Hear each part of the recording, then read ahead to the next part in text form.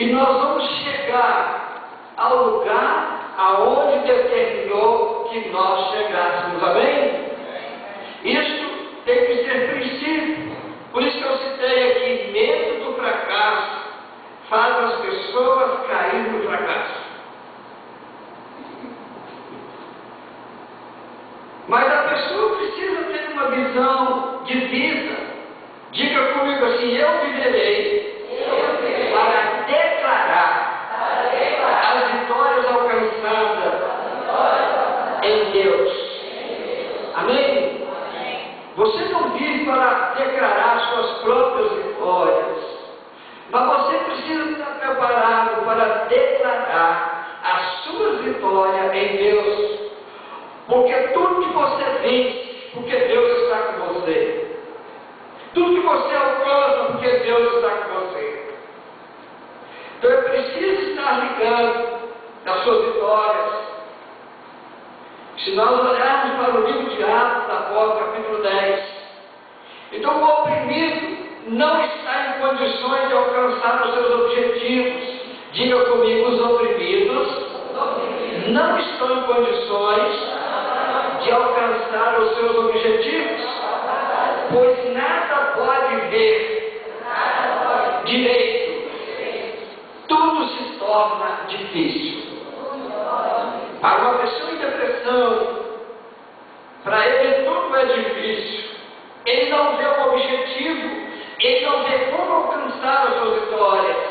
Então está escrito em Atos 10, 38, a maioria dos irmãos já sabe de cor esse versículo. Está escrito: concernente a Jesus de Nazaré, como Deus ungiu com espírito e virtude, o qual andou fazendo bem e curando a todos os oprimidos do diabo, que Deus era com ele.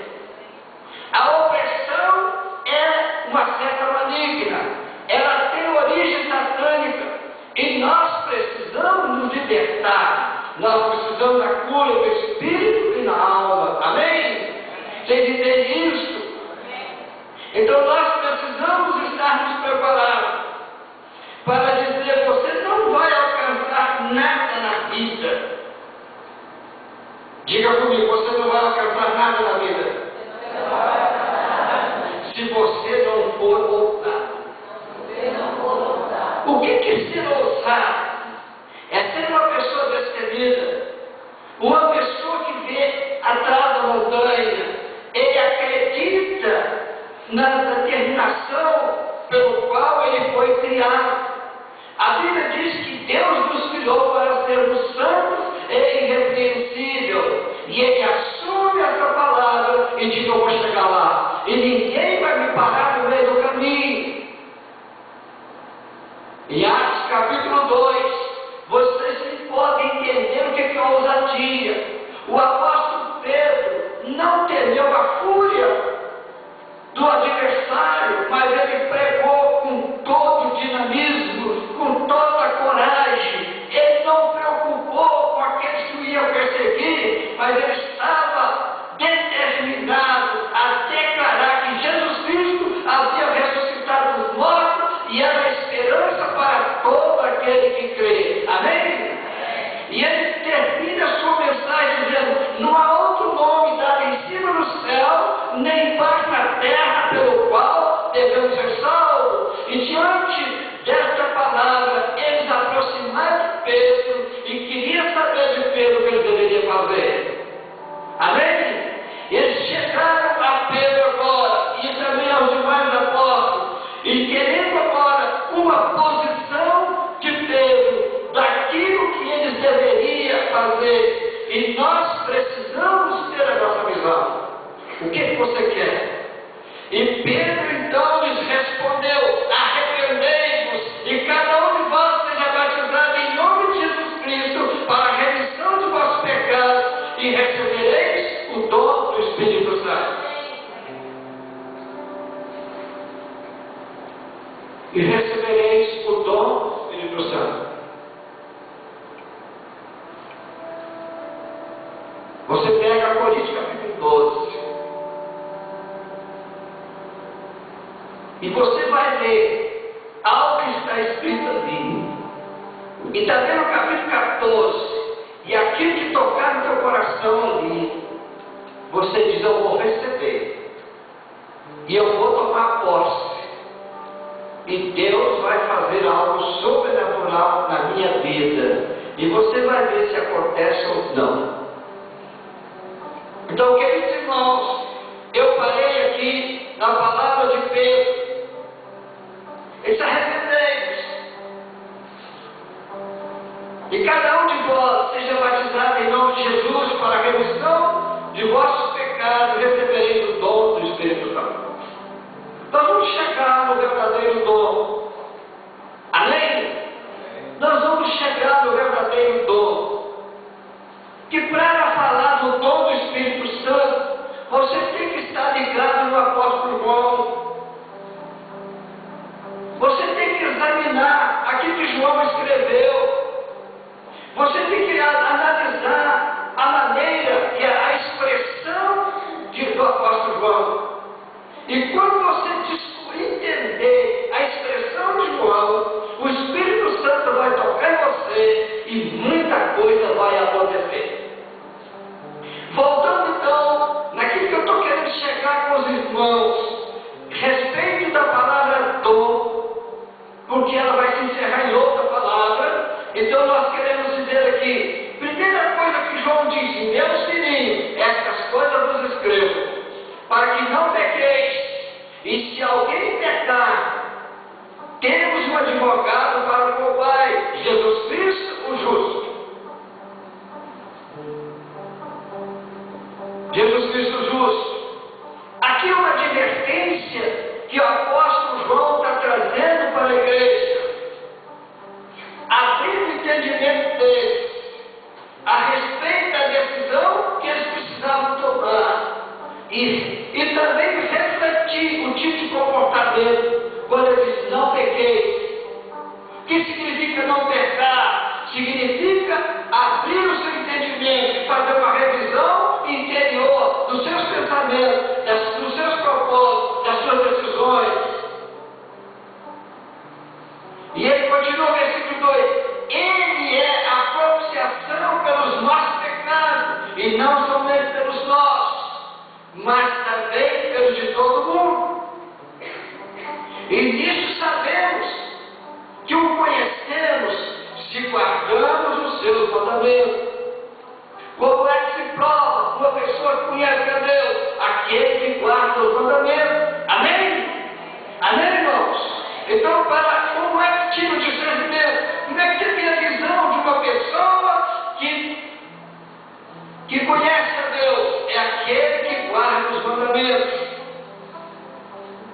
Aquele que diz: eu o conheço, e não o guarda os seus mandamentos, é mentiroso. E nele não está a verdade. Mas qualquer que guarda a sua palavra, o amor de Deus está nele, e verdadeiramente o aperfeiçoar. Nisso conhecemos que estamos nele.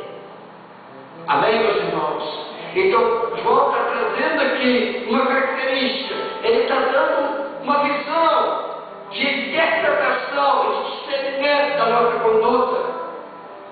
Então, João está provando aqui que aquele que conhece a Deus, algo mudou na vida dele. Há uma mudança na vida dessa pessoa. Há uma transformação na vida dessa pessoa. Porque o amor do Pai está nele.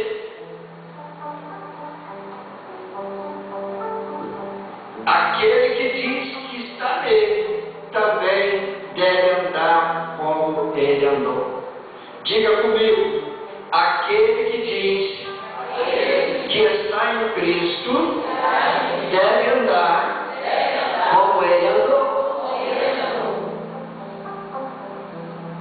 Nós vemos aqui, então, andar como ele andou. Preste atenção, o apóstolo Paulo escrevendo, ele diz o seguinte: que o amor lança fora todo medo. O amor lança fora todo medo. E eu comecei usando a do medo. E diz que o medo do fracasso leva uma pessoa ao fracasso. Leva a pessoa ao fracasso. Porque o medo é algo que te amarra, que te paralisa, que te tranca você. É como se você estivesse atrás das grades, um cadeado muito reforçado.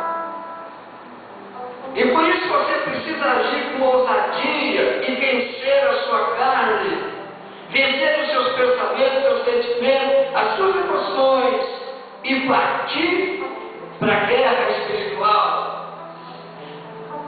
Nós precisamos. Então, no capítulo 5 da primeira carta de João, eu estava no capítulo 2, agora eu passei para o capítulo 5. Então diz o apóstolo: todo aquele que crê em Jesus Cristo, que Jesus é o Cristo, é nascido de Deus, e todo aquele que ama ao que o gerou, também ama ao que dele é nascido. Então o apóstolo João está dizendo: se você ama aquele que o gerou, ama aquele que é nascido. João estava falando: aquele que ama a Deus, ama ao seu filho, amém? Também ama ao seu filho, que nasceu de Deus. E nisso conhecemos que amamos o Filho de Deus, quando amamos a Deus e guardamos os seus mandamentos. A palavra guardar mandamento também pode ser ensinada. Análise de princípio, discernimento de princípios. O que é que eu devo fazer? O que é que eu não devo fazer? O que está